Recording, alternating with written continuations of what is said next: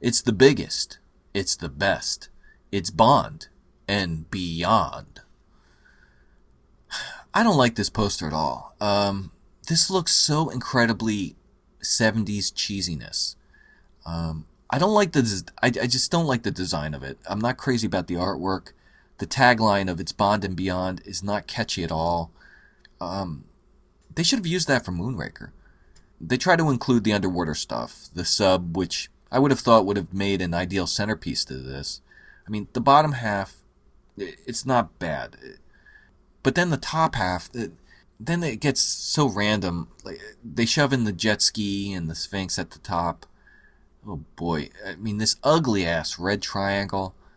I don't know what that's supposed to be. The lotus doesn't even look cool. And what is this funky rainbow trail? I mean, no.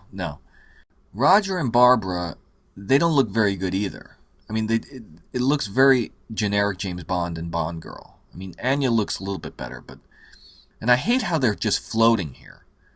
They didn't even try to fade their bodies in or anything. And what's going on with Barbara's dress? Like, what are these white splotches? Is that supposed to be the design of it? Or no way. All the artwork below the title is the only thing that slightly redeems this for me. Pretty poor. 3. Outer space now belongs to 007. It sure as hell does. I love this poster. Are you going to try to tell me, if you're a 10-year-old kid and you saw this poster at the movie theater, you wouldn't want to immediately go see this movie? I mean, come on, man. This is so much fun. And granted, any inkling of this character being a Cold War spy has completely got sucked into the vacuum of space. So this is just a big comic book movie, and boy, did they embrace that with this poster. The artwork is fantastic. I mean, Roger in a spacesuit with a tux underneath. I mean, no Walther this time. Let's give him a ray gun to hold. I always loved his little J. Bond 007 patch on the suit, too. I mean, Dr. Goodhead is unmistakable and looking incredibly sexy, showing off her gams, leaning against Roger. And just for good measure, let's throw in a few more floating space babes in there. They got their cleavage in the legs, and oh yeah. Richard Keel's jaws, instantly recognizable, about to dramatically pounce down on Bond. Drax is kind of funny here. He's got this pose like shaking his fist and pointing at Bond. It's like one of those, "you darn kids" moments. You screwed up my plans, 007. Top this all off with a view of the space scene on top, with shuttles and astronauts. What an awesome poster. 10. No one comes close to James Bond, 007. The over-the-top poster of Moonraker was followed up by one of the most iconic, simplest Bond posters that stirred up a bit of controversy at the time. I mean, that's what happens when you proudly feature a gal's beautiful tight butt on your promotional material. But what the heck, I never complained. It's a cool image, and it's a poster I always liked. I always knew it wasn't actually Carol Bouquet holding her crossbow here. I believe it's a model by the name of Joyce Bartle, I think. But it doesn't matter if it's not her or not. It conveys a little violence with the sexiness tossed in. I mean, this was one of the most imitated Bond posters. The only downside to this one is, again, the picture of Roger. His image in between the model's toned legs, it looks like they lifted it out of some older publicity material, and they just pasted it in here. He's not even looking at this gal. He stood a little chance of having people focus on him in this poster anyway, but with that lousy picture, he didn't stand a chance. 7. James Bond's all-time high. I've always had a soft spot for this poster since when this movie first came out, I asked the owners of the theater in my town if I could have it when they were done with it. They were just going to toss it and said, yeah, let the kid have it, and I still do. Awesome likeness and pose of Roger holding the gun, and Maud looks gorgeous. Her 8 arms wrapping themselves around Roger doing all these different things, very cool. We never see anything like that in the movie, but hey, they had to play up the octopus angle somehow, and this seemed like the perfect way to do it. It's become such a memorable image when Die Another Day came around and they had Halle Berry be on every magazine cover in existence with her in bras. They redid this pose. She ain't no Maud Adams, though. Toss in a few well-drawn bits of action here and there. Love Raj all tuxed out in the mini-jet. I like how he's casually looking back at the missile like, oh, they're trying that trick, are they? He's tossing a punch, just standing on the back of a plane. No need to hang on. He's 007. He's not going to fall off. And add in the gals for some sexy violence and explosions with the scantily dressed Christina high-kicking a bad guy's face.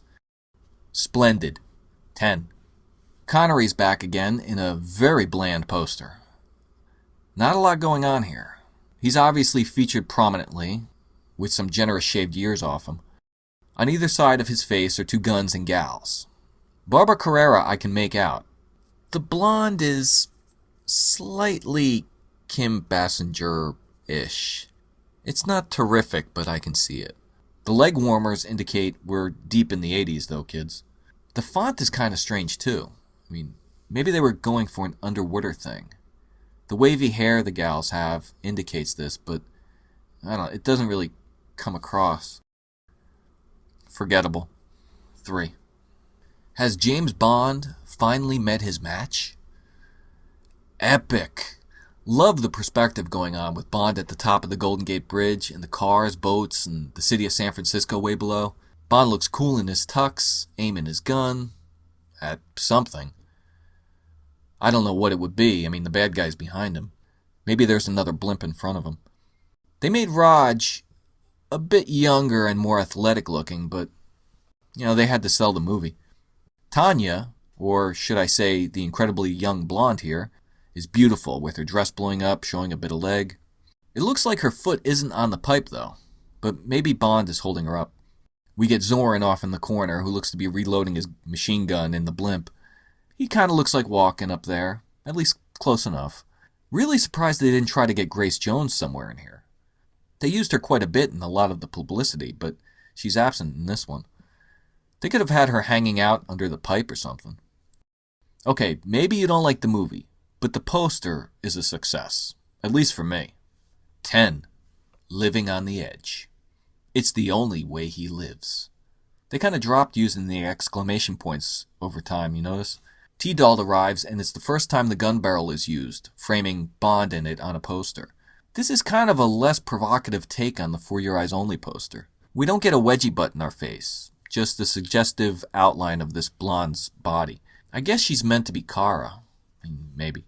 It's a simple design, nothing too mind-blowing. I don't like the pose Dalton has. He looks a bit weird, like he's in the middle of a dance step.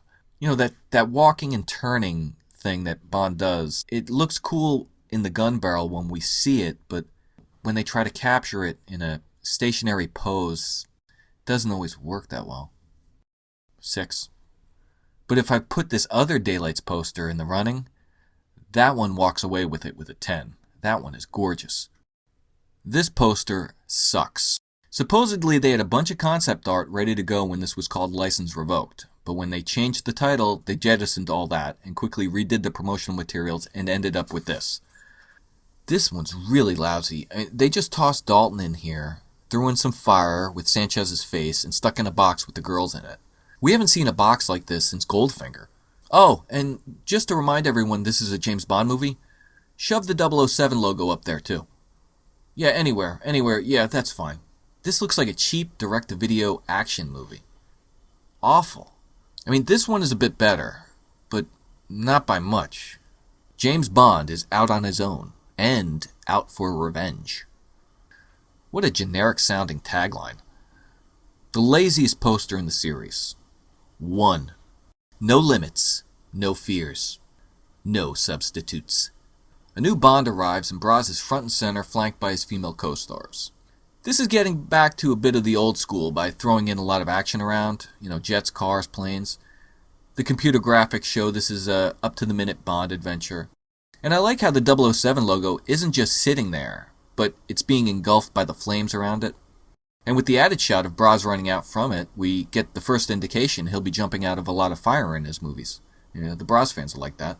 This shot of Natalia just standing there on the beach looks a bit out of place. Oh, and we've all seen this weird picture about this poster, I guess. Overall, it's not bad. 6. TV screens fill the background with a bunch of images from the movie, with Carver clearly seen in the corners. I like the idea of using the TV screens, but it's hard to make out what a lot of the images in them are. Q and M are there. It's the first time we've seen them on a poster. The others are just random shots of action. They're hard to decipher. They were sure to show off Terry Hatcher and Michelle Yeoh. 007 logo isn't going to disappear anytime soon now. I don't really like how they use it so many times, reflecting it all over the bottom of the poster. It looks a bit too muddy. Once is enough. The actors are the draw here, and everything else is kind of forgettable background. 4. I actually dig this one. The world map is a convenient way to fit in some action snippets and characters in it. Renard is off in the distance, and Braz and the girls in the middle of it all. These new posters, though, they don't really dazzle me as much as the older painted ones done by artists with brushes and pencils and stuff. They were actually paintings that were made for posters and promotion purposes. We're getting into a bit of the computer assistants coming in and groups of people being credited with the creation of these.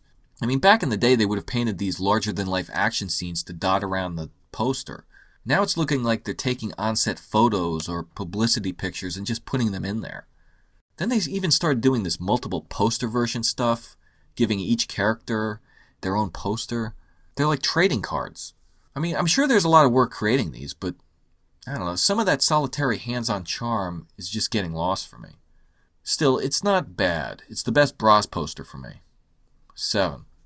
Let's get Halle Berry in here.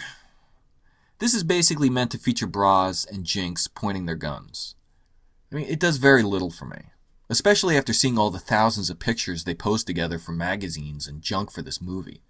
I got sick of seeing them all together.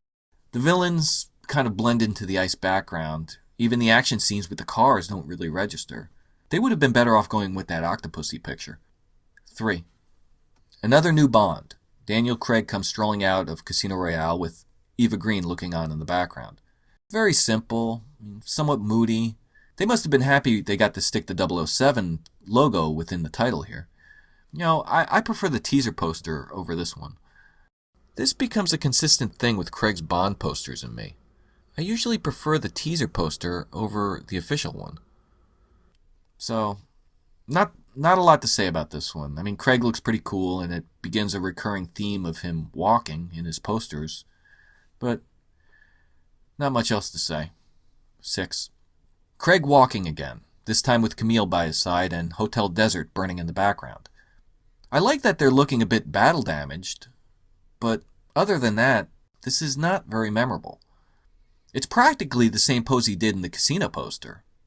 Even his legs and the way they're positioned look like they were lifted from his casino stroll. They look awfully similar. I don't know. Not a great poster. 3. They really tried to change the whole layout of the poster for Skyfall. The title and credits are at the top, and we have Craig sliding across the bottom with the 007 logo behind him. I never liked this. That image might look good on the side of a bus or a billboard, but it's not working for me on this poster. I think this version looks much better. The gun barrel, England in the background. He's tuxing it up.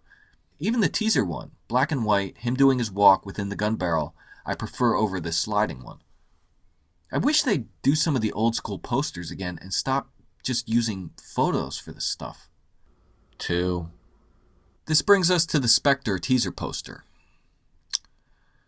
Yeah, okay. I don't know what to say about this one. Craig looks cool, standing. He's got his gun. His legs look a little too open, I think. I know us Bond fans immediately made the connection between his outfit here and Rogers in Live and Let Die. But I highly doubt the general audience would think of that. So to most people, this was probably just a picture of Craig standing there with the title Spectre and the 007 logo. Nothing more. And, that's pretty much what it is. For all we know, this could have been a photo from a costume test. I guess it's a good picture to promote turtlenecks. They could have done something with the background. Like anything. The bullet hole poster was better. Wasn't that the teaser poster? So I'll give this one a 2, I guess. It's a magazine cover photo. I hope the official poster is better. Don't just use a photo. They got the Spectre octopus thing happening, so maybe they could give Monica Bellucci 8 arms or something. We'll see.